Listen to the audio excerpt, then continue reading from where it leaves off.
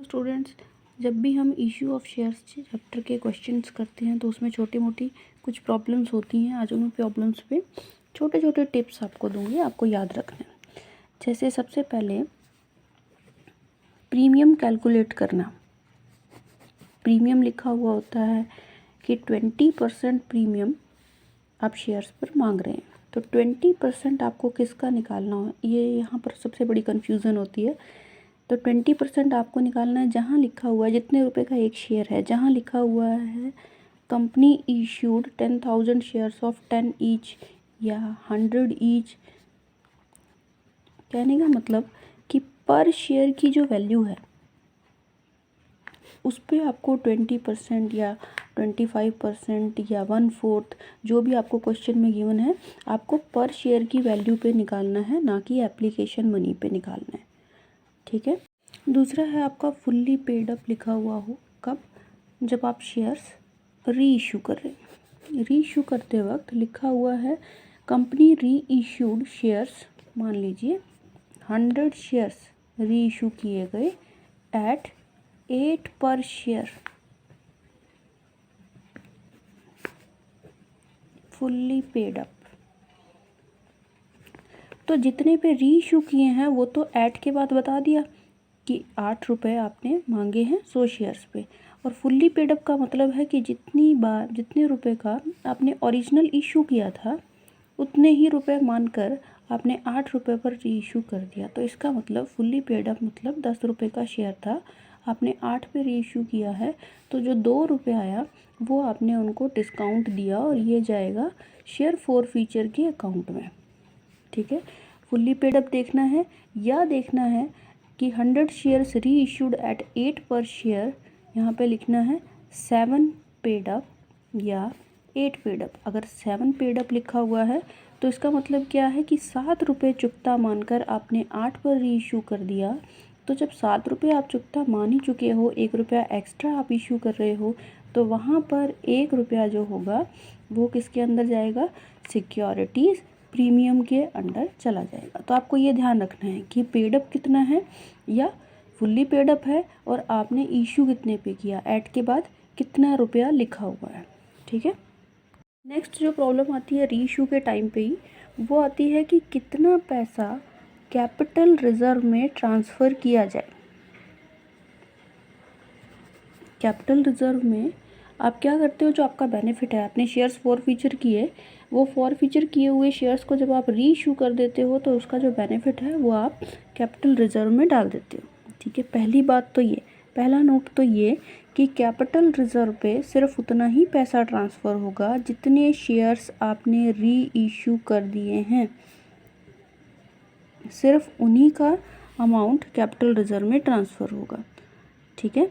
तो capital reserve में कैसे ट्रांसफ़र करेंगे, मान लिया कि हमने शेयर फॉर फीचर किए, 100 शेयर फॉर फीचर किए, तो उसकी एंट्री हमने की share capital account debit to share first call उसने नहीं दी थी और बाकी के पैसे जो हैं वो हमने फॉर फीचर कर लिए। ठीक है। अब यहाँ पर अगर 10 रुपीज़ का एक शेयर था तो उससे 1000 रुपये मांगे थे, जिसमें से उसने 500 रुपये नहीं दिए और 500 जो है वो पे कर दिया। तो शेयर फॉर फीचर के बेनिफिट में 100 शेयर का जो बेनिफिट गया था वो गया था 500।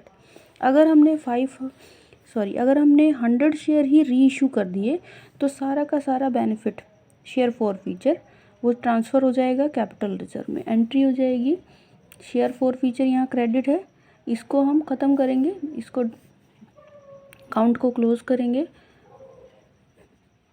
तो जो क्रेडिट है उसको डेबिट कर दो, share forfeiture account debit to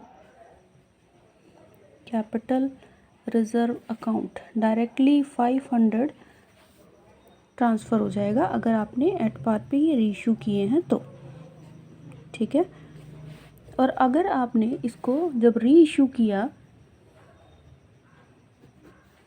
तो उस टाइम पे आपने कुछ डिस्काउंट पे री इशू किया है, पूरे 100 शेयर ही री इशू किए हैं और उसको आपने डिस्काउंट पे री इशू किया, तो डिस्काउंट के अमाउंट को हम रिटर्न ऑफ करते हैं शेयर फॉरफीचर अकाउंट से ही।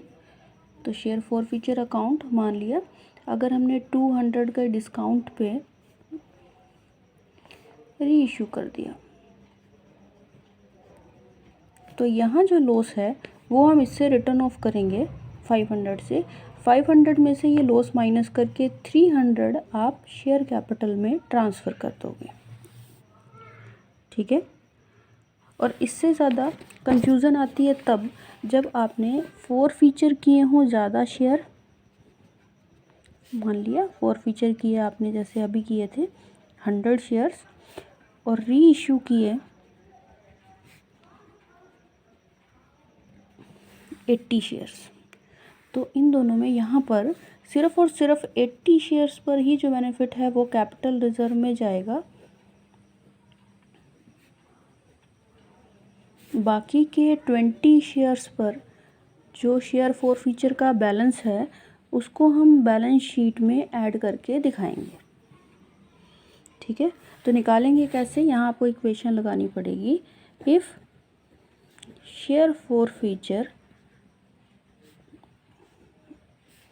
ऑन 100 शेयर्स, कितना बेनिफिट था इसका 500, देन 1 शेयर 500 अपॉन 100, और कितने शेयर रीइशू किए हैं 80। तो 80 शेयर का बेनिफिट आपको निकालना पड़ेगा 400। अब इस 400 में से अगर आपने रीइशू करते वक्त कोई लॉस है या डिस्काउंट आपने दिया तो वो लॉस इसमें से माइनस करोगे, जो बचेगा वही जाएगा कैपिटल रिजर्व अकाउंट, ठीक है। और भी अगर कोई प्रॉब्लम्स हो आपकी तो आप मुझे कमेंट कर सकते हैं, उसी पे आपको वीडियो अवेलेबल हो जाएगी। Thank you.